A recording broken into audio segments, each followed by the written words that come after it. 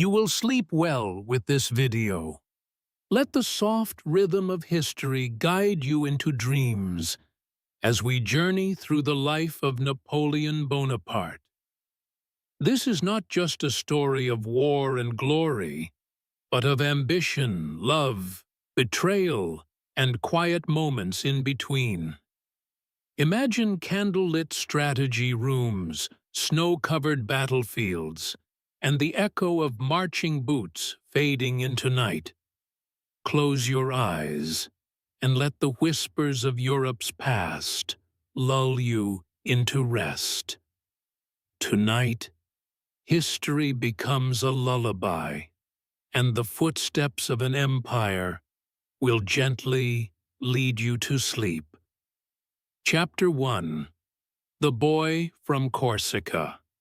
In the warm breeze of the Mediterranean, nestled between the sea and the mountains, lay the rugged island of Corsica. It was a land of proud people, stone villages, and the echoes of rebellion. And in the town of Ajaccio, on a quiet August morning in 1769, a boy was born who would one day shake the foundations of Europe. His name was Napoleone Bonaparte. He was small, frail even, but in his eyes burned something fierce, something that would never dim, no matter how harsh the world became. His family was of minor nobility, but noble blood mattered little when one was surrounded by poverty and politics.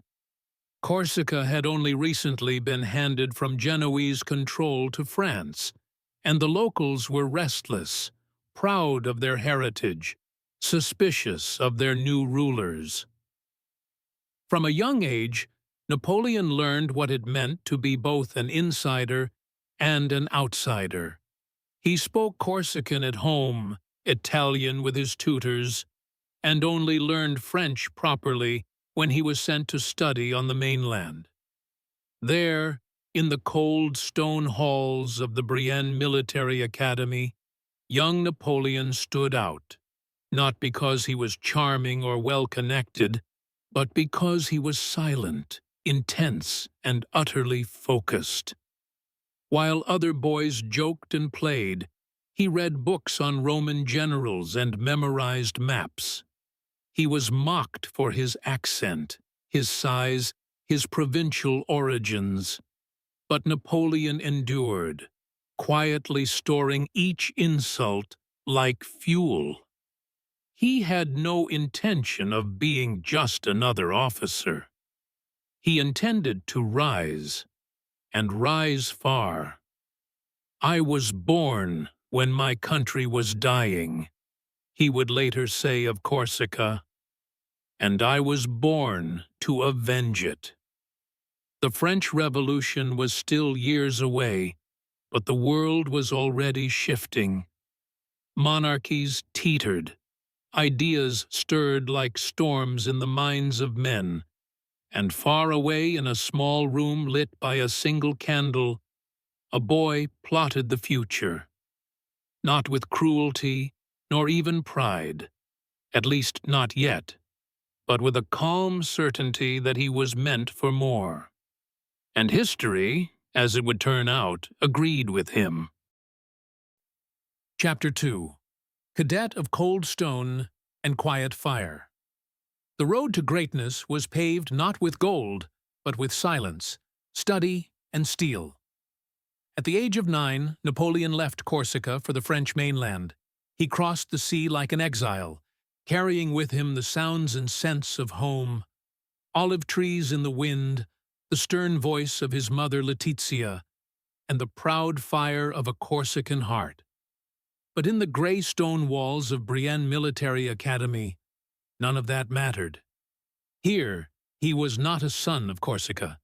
He was the little foreigner. He spoke French poorly, with a thick accent. He walked alone, ate alone, read alone. The noble sons of France whispered about him behind powdered hands, calling him stubborn, strange, and unworthy. But Napoleon never fought back with fists or tears. He fought back with books. Caesar, Alexander, Charlemagne, the great conquerors who turned the world with will alone. He studied mathematics and artillery with a hunger no teacher could ignore. At night, he wrote essays on government and war, imagining strategies not yet tested. While other boys played cards, Napoleon mapped the future. His letters home were filled with longing. He missed Corsica bitterly. In his heart, he still saw himself as a Corsican patriot, dreaming of freeing his island from France. Ironically, it was France itself that would give him the tools to rule it, and more. By the age of 15, Napoleon had grown sharper, colder. His face had hardened, his posture stiffer, like a blade being forged. He was transferred to the elite military school in Paris, École Militaire, where the sons of the aristocracy polished their swords and learned to lead men. Napoleon, now more fluent in French, still carried the shadows of Brienne with him. He was no nobleman. He had no fortune, no connections, no powerful name. But he had something else: clarity. He didn't want to belong. He wanted to command. When his father, Carlo Bonaparte, died, Napoleon was just 16. The responsibility of his entire family fell on his young shoulders. With a small commission as a second lieutenant of artillery, he entered the army, not with glory, but with duty. While France inched toward revolution, Napoleon studied gunpowder and trajectory. He drilled men.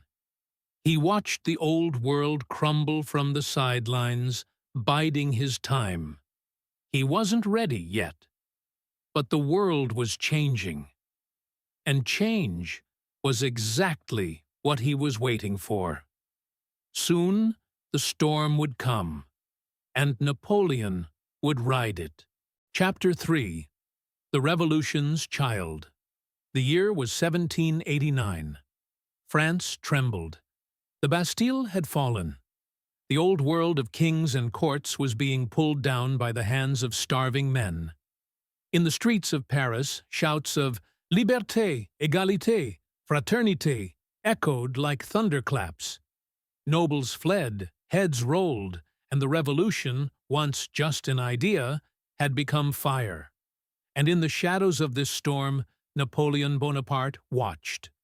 At 20 years old, he was a lieutenant stationed in Valence, earning a meager wage, feeding his siblings back in Corsica, and writing political essays no one read. But the world had opened. Titles and bloodlines no longer decided a man's fate. Opportunity did. For someone like Napoleon, born in the margins, the chaos of revolution was not a threat. It was an invitation. He returned to Corsica briefly, still dreaming of liberating the island. He aligned with local revolutionary factions and clashed with royalists, even taking command of a volunteer battalion. But Corsican politics proved more treacherous than French battlefields. Betrayed and exiled by his former allies, Napoleon was forced to flee with his family back to France. The door to Corsican independence slammed shut forever. He never looked back. Now fully committed to the French Republic, Napoleon began to rise, not through wealth or charm, but by skill and sheer will. In 1793, he got his first real chance, the siege of Toulon. Toulon, a southern port city, had fallen into the hands of royalists and was protected by British forces. The revolution needed heroes, and Napoleon gave them one. Though only a captain, he proposed a bold artillery strategy to retake the city. His ideas were sharp, unorthodox, and completely effective. Cannons were moved to high ground, enemy ships were bombarded, and within weeks the British fled. Toulon was reclaimed.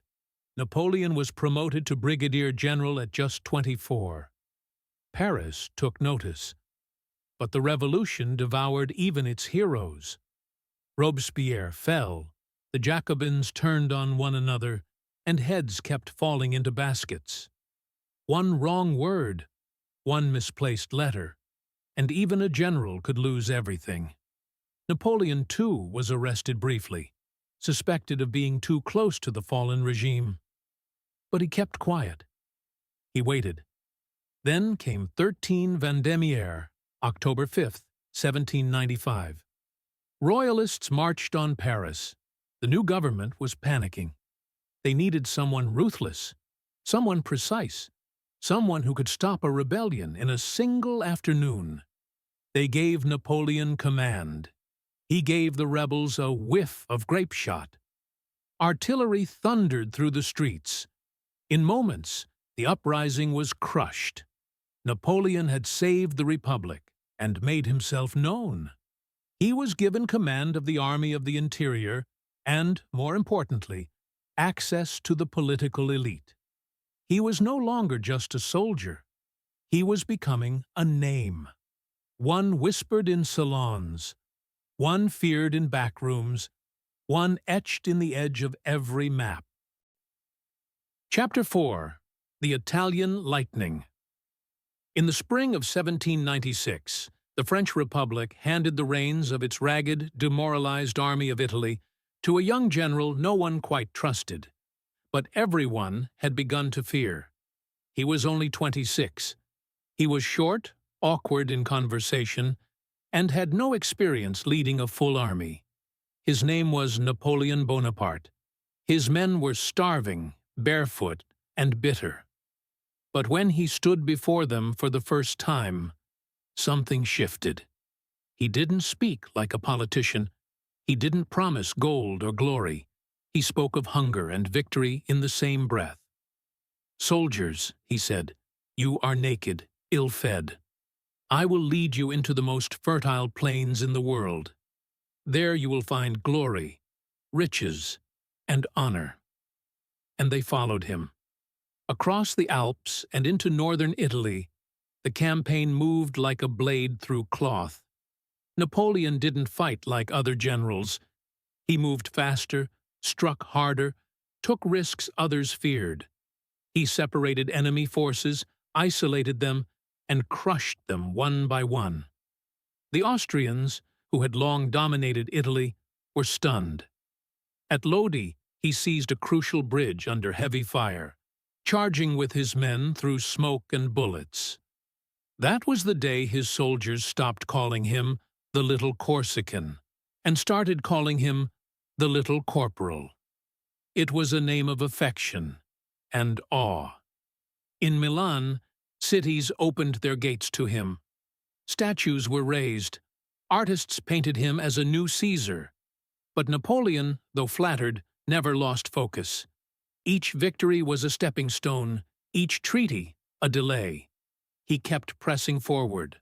The Treaty of Campo Formio sealed his success. Austria had been humbled. France had gained territory. Napoleon had gained legend. But back in Paris, the government grew uneasy. They had sent him to Italy, hoping for a modest campaign. Instead, he returned with the adoration of an army, the wealth of conquered cities, and a popularity that rivaled the Republic itself. Napoleon understood. Europe had noticed him. And now, so had its rulers.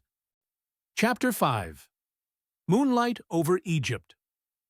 France was hungry for more, and so was Napoleon. But rather than marching on Austria again or confronting England on the seas, he proposed something audacious: an expedition to Egypt. His goal? Strike at Britain's eastern trade routes, establish a French presence in the Middle East, reignite the glory of Alexander the Great.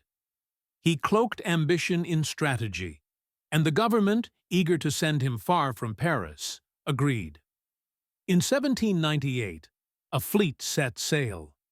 It wasn't just soldiers who joined the voyage. Scientists, scholars, artists came too. This was no mere conquest. It was a cultural campaign, a dream of empire and enlightenment carried by cannon and compass. When Napoleon landed in Alexandria, the desert greeted him like a whisper from ancient times. The sun was blinding, the sand endless, and beyond the horizon waited the Mamluks, fierce warriors on horseback, guardians of Egypt. At the Battle of the Pyramids, Napoleon unveiled his divisional square tactic, tight formations impervious to cavalry charges. The French lines held, and the Mamluks crumbled. Cairo fell. Napoleon toured the pyramids by moonlight, lost in thought.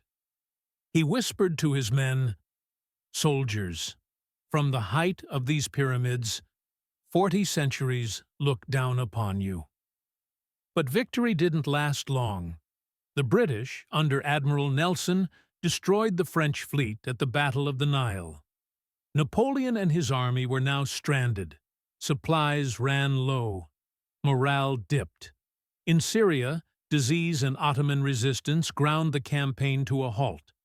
And yet, even in hardship, the myth grew. Napoleon returned to Egypt, barely escaping death in a failed siege at Acre. But his time in the East had changed him. He had walked the sands of pharaohs. He had stared into the eternal faces of stone gods. He had seen history rise from dust and placed himself among it. Then, in secret, in 1799, he left Egypt, left his army behind.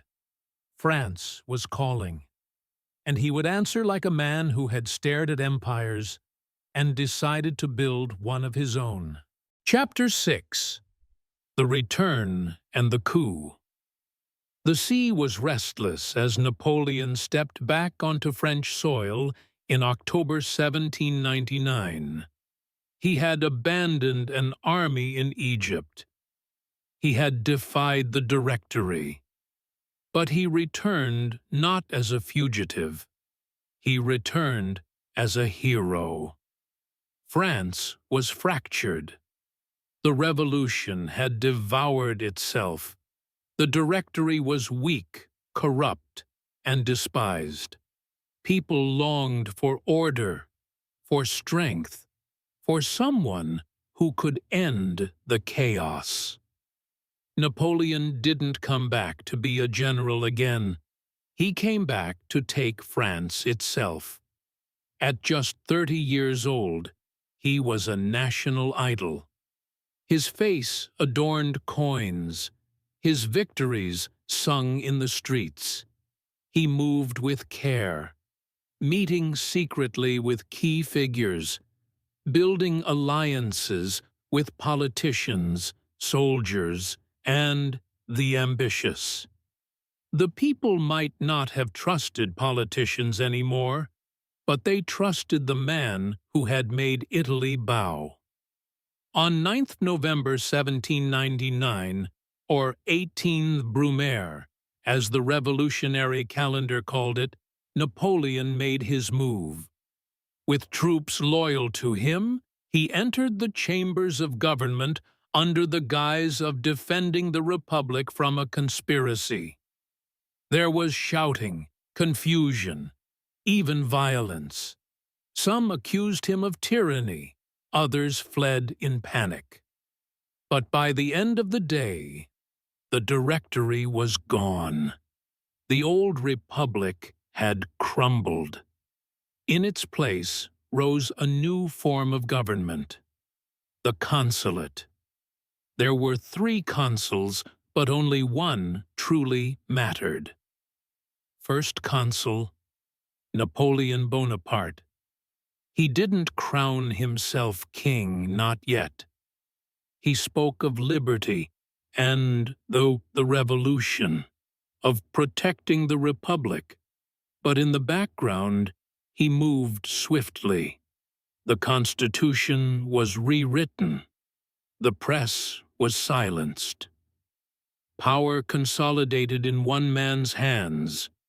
He reformed the courts, stabilized the currency, and brought peace to the streets of Paris. He built roads, supported science, and soothed a nation exhausted by bloodshed. The people cheered him, not just for victory, but for stability. They called it the end of the revolution. Napoleon called it the beginning. In private, he read Julius Caesar and Augustus with increasing fascination. In public, he built schools, held plebiscites, and promised the Republic would live on. But anyone with open eyes saw the truth. France no longer belonged to the people. It belonged to him. And far beyond the borders, kings and emperors watched with uneasy silence. They had seen generals rise before, but this was something new. A Corsican outsider, a child of revolution, had seized the reins of a nation. And soon, he would reach for the crown. Chapter 7. The Coronation of Power. Paris, 1804. The air inside Notre Dame Cathedral was thick with incense and anticipation. The vaulted ceilings echoed with choirs, while rows of nobility, diplomats, and generals watched in silence. At the altar stood Pope Pius VII, summoned from Rome. But he was not the center of this ceremony. All eyes were on Napoleon Bonaparte. He stepped forward, dressed in robes of crimson and gold, embroidered with bees and laurel leaves, symbols of immortality and triumph. Josephine, radiant in white and gold, waited beside him. The moment arrived. The Pope reached for the crown, but Napoleon stopped him. With calm authority, he took the crown in his own hands and placed it on his own head. "I am emperor not by God's will, but by my own." The gesture shook Europe. Kings and emperors had always been crowned by divine right. Napoleon had just rewritten centuries of tradition in a single act. He placed a second crown on Josephine's head, and the crowd burst into thunderous applause. France was no longer a republic. It was an empire, and its emperor was not born royal, but made by steel, fire, and will. The next day, Paris woke under a new sun. Statues were raised, coins were minted. Napoleon's face and name were now fused with the very idea of France. But the coronation was only the beginning. Across Europe, monarchs stirred. The Corsican usurper had crowned himself. Now they would try to tear that crown away. Chapter 8. The Emperor's Roads. Napoleon believed an empire could not endure on conquest alone. It had to be built, paved, and ordered. And so, he began to reconstruct France, not just with stone, but with law and legacy. He introduced the Napoleonic Code, a system of civil law that abolished feudal privileges and enforced equality before the law. It was clear, logical, and revolutionary.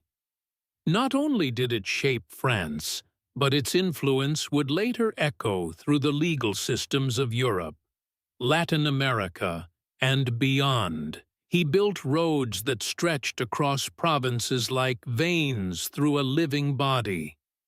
He restored schools, funded scientific research, and reopened the universities.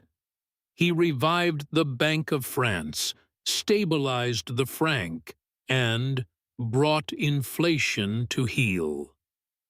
He offered peace to religion, signing the Concordat with the Catholic Church, healing old wounds of revolution. This was not just a warrior. This was a ruler with vision. Yet nothing was done without control. Napoleon censored the press, filled bureaucracies with loyalists, and created a network of spies and prefects to ensure loyalty. The empire functioned with precision, but also fear. He moved France forward, but always with his hand on the wheel, and all the while he watched the horizon. For even as he paved roads across France, he dreamed of conquering all of Europe. Chapter 9. Austerlitz, the Son of Victory. December 2nd, 1805. Moravia, near the village of Austerlitz. The battlefield was shrouded in early morning mist. Snow lined the hills. Napoleon's army was outnumbered, facing a combined force of Russian and Austrian troops led by Tsar Alexander and Emperor Francis. But the emperor was calm. He had lured them here, made himself appear weak, allowed them to believe they had the upper hand. It was a trap.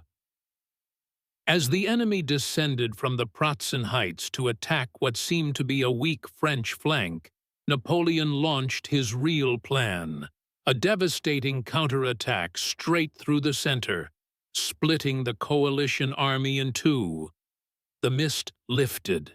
The sun rose through the haze, golden and brilliant, later called the Sun of Austerlitz.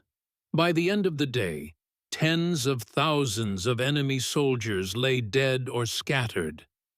It was a masterpiece of deception, timing, and command. Even his enemies admitted it. This was one of the greatest battles ever fought. The Holy Roman Empire, centuries old, collapsed soon after. Austria was humbled. Russia retreated. Napoleon redrew the map of Europe and crowned himself not only Emperor of France, but master of the continent. Austerlitz was not just a victory. It was a warning to the old world. The age of kings was dying. The age of Napoleon had begun. Chapter 10. The Continental Dream. With Austria broken and Russia distant, only Britain remained as a true rival. But Britain had the sea. Napoleon, despite all his brilliance, could not control the waves. So he turned to economics.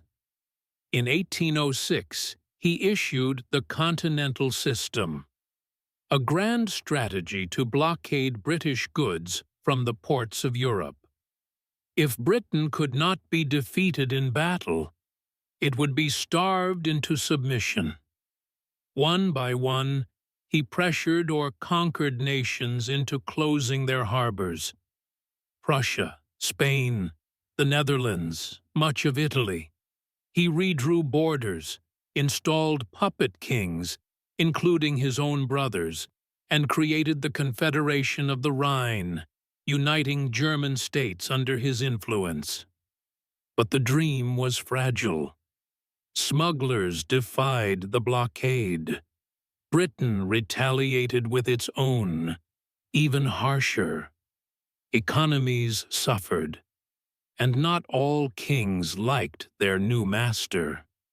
In Spain, resistance erupted. In Prussia, resentment grew. In Russia, whispers spread that perhaps the bear had bowed too early. But Napoleon, confident in his power, pressed onward. Europe was no longer a collection of nations. It was becoming an extension of his will. He had replaced kings, redrawn borders, written laws that would outlive him. He called it peace, but beneath it lay a sword. The dream was total, but cracks were forming, and in the east, beyond the snows, something stirred. Chapter 11. The Spanish Inferno. Napoleon once said, "To conquer a nation, you must first conquer its people." But Spain would prove him wrong. In 1808, Napoleon deposed the Spanish king and placed his brother Joseph Bonaparte on the throne. He believed the Spaniards would accept this change. After all, he had brought law, roads, and reform. Instead, he lit a fire he could not extinguish. Across cities and villages, guerrilla resistance broke out. Peasants armed with pitchforks, monks with rifles, women with knives. They struck from shadows, poisoned wells, ambushed patrols. The French called it La Petite Guerre, the Little War, but it was anything but small. The brutality spiraled. In Madrid, French troops massacred civilians. Goya painted the horror, faces frozen in terror as bullets cut them down. Napoleon retaliated, burning towns and executing prisoners. But every cruelty only birthed more resistance. Then came the British. Under General Wellington, British forces landed in Portugal and supported the rebellion. The Peninsular War dragged on, bleeding troops, draining gold, consuming time. For the first time, Napoleon faced not an army, but a people. And unlike kings, they could not be bought or broken. Spain had become his ulcer, slow, painful, and unrelenting. Chapter 12. Blood and Brotherhood. Even as the Spanish War festered, Napoleon turned his gaze north. In 1809, Austria rose again. The Austrians believed Napoleon was weakened by the guerrilla war. They underestimated him. Napoleon crushed them once more at Wagram. Yet the cost was high. Thousands dead, officers lost, and for the first time, his victory felt hollow. He sought peace not only with Austria, but through marriage. Josephine, his beloved empress, could not give him an heir. With heavy heart, he divorced her. In 1810, he married Marie-Louise, daughter of the Austrian emperor. Now the former enemy was family. From their union came a son, Napoleon II, the King of Rome. Napoleon believed this child would inherit not just a name, but a throne that stretched from the Atlantic to the Russian steppes. But not all brothers were loyal. In Holland, his brother Louis defied his policies. In Spain, Joseph was barely clinging to power. Napoleon had created thrones for his family, but they were not him. They lacked the vision, the charisma, the iron will. The empire was still strong, but beneath its marble surface, fractures formed between brothers, between nations, between Napoleon and time itself. Chapter 13. The Russian Gamble. The greatest army Europe had ever seen, over 600,000 men, marched east under the eagle of Napoleon. His goal? To punish Russia for breaking the continental system. His ambition? To bend the Tsar himself to his will. Napoleon believed in speed. He wanted a swift campaign. One battle, one treaty, and then home. But Russia refused to play by his rules. They retreated, burning everything as they went. Cities turned to ash, wells poisoned, fields left bare. The Grande Armée marched farther, thinner and hungrier. At Borodino, the bloodiest single-day battle in European history unfolded. No grand tactics, no elegant flanking maneuvers, just slaughter. Over 70,000 casualties in one day. Napoleon won the field, but it was a victory without meaning. He entered Moscow, only to find it abandoned and burning. There was no Tsar, no peace, only snow. And as winter closed in, he made the most painful decision of his career: retreat. The march back became a nightmare. Frostbite, starvation, Russian raids. Horses died standing. Soldiers froze beside each other in the dark. Rivers swallowed wagons. Wolves howled at night. From 600,000, fewer than 100,000 returned. The Russian campaign was not a defeat. It was a catastrophe, and all of Europe saw it. Chapter 14. The Fall of the Eagle. Sensing blood, Europe turned. Prussia, Austria, Russia, and Sweden formed the Sixth Coalition. Britain armed them. Gold flowed. Armies marched. Napoleon scraped together new forces, raised fresh conscripts. Marie-Louises, they were called, boys too young to shave. He fought brilliantly in Germany, winning small victories at Lutzen, Bautzen, Dresden, but the tide was too strong. At Leipzig, the Battle of the Nations, over 500,000 soldiers clashed. Napoleon's forces were overwhelmed. Allies pushed into France. Former allies betrayed him. The empire shrank. Paris fell in 1814. His marshals, his friends, his brothers in arms urged him to abdicate. He did, not with drama, not with tears, but with a whisper. "They want me gone. Then let them have peace."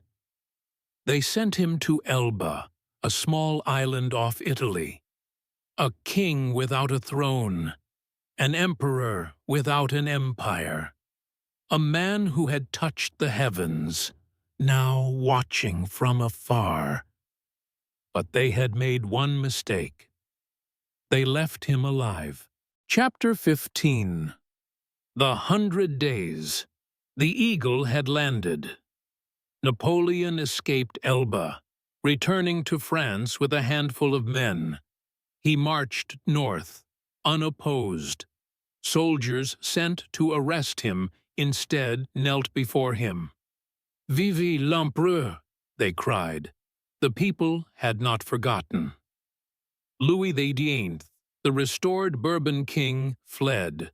Napoleon entered Paris not as a conqueror, but as a returning father. For 100 days he ruled again. He promised peace, reform, stability. But Europe did not believe him. The Seventh Coalition formed. Armies assembled.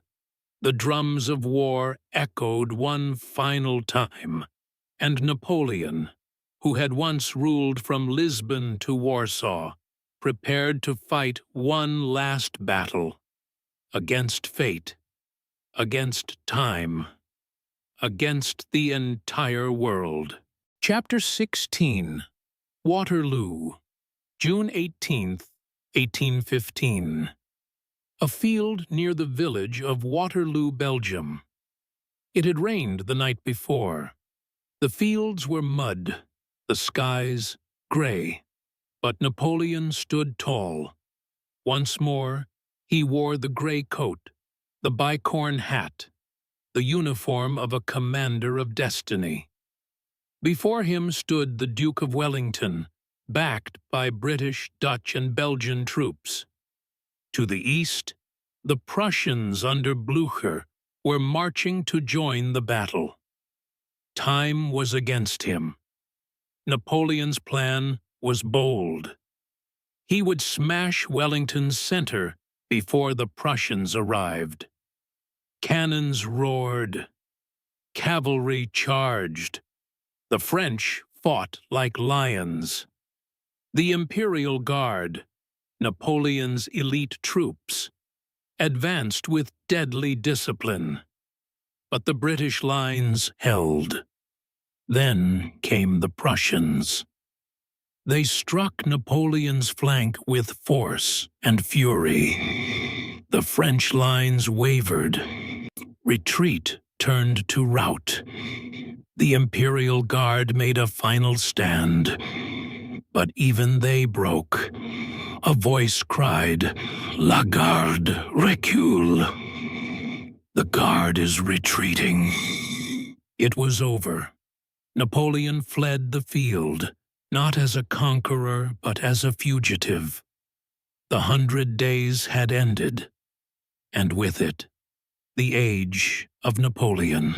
Chapter 17. Abdication. Again. Back in Paris, the truth arrived before the man. Waterloo was not just a defeat. It was the end of an era. The chambers demanded his abdication. The people, once loyal, now feared retribution from the victorious Allies. And so, for the second time, Napoleon let go of power. But there would be no second Elba. This time, the British insisted on isolation, true and permanent. No risk, no escape, no return. The destination, St. Helena, a remote volcanic island in the South Atlantic Ocean, thousands of kilometers from Europe. On July 15, 1815, Napoleon boarded the HMS Bellerophon and surrendered to the British. "I come like Themistocles, to throw myself upon the hospitality of the English people," he said. But they gave him no glory, only exile. Chapter 18. Longwood, St. Helena. Windswept, desolate, isolated. Here, Napoleon would spend the rest of his days. He lived at Longwood House, a damp, moldy residence under constant surveillance. The British governor, Sir Hudson Lowe, treated him with suspicion and coldness, denying titles, restricting letters, even limiting walks. Yet Napoleon retained his pride. He wore his uniform, dictated memoirs to his companions, reenacted battles on paper. He spoke of politics, philosophy, science. He read endlessly, Caesar, Plutarch, Homer.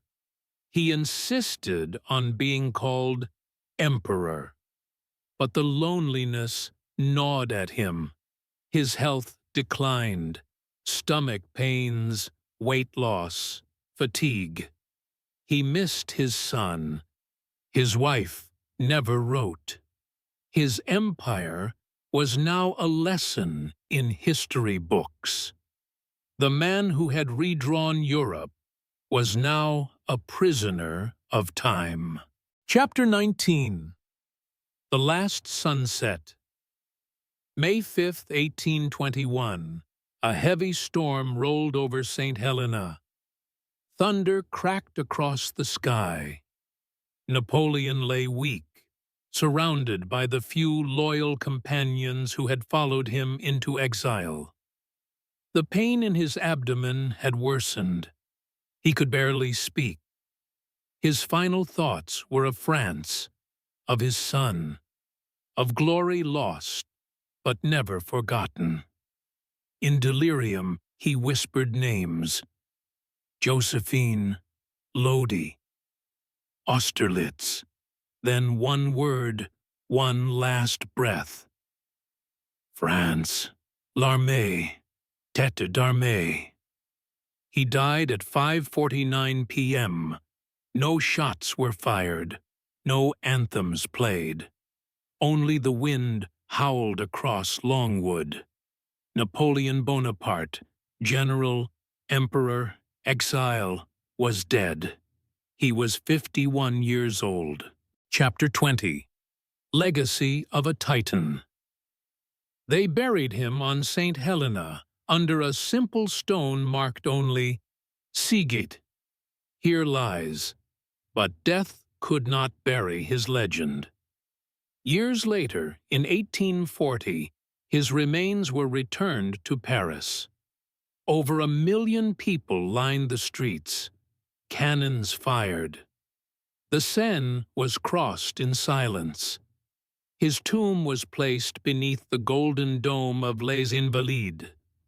There he lies still, in a sarcophagus of red quartzite, surrounded by marble and memory. His legacy lives on in laws, in borders, in the very idea of ambition. He rose from nothing, an artillery officer from Corsica, to become ruler of millions. His fall was tragic, but his mark eternal. Napoleon once said, "What is history but a fable agreed upon? But his story is more than a fable. It is a monument to will, to glory, to the dangerous brilliance of one man who dared to remake the world." The end. Or perhaps just the beginning of legend.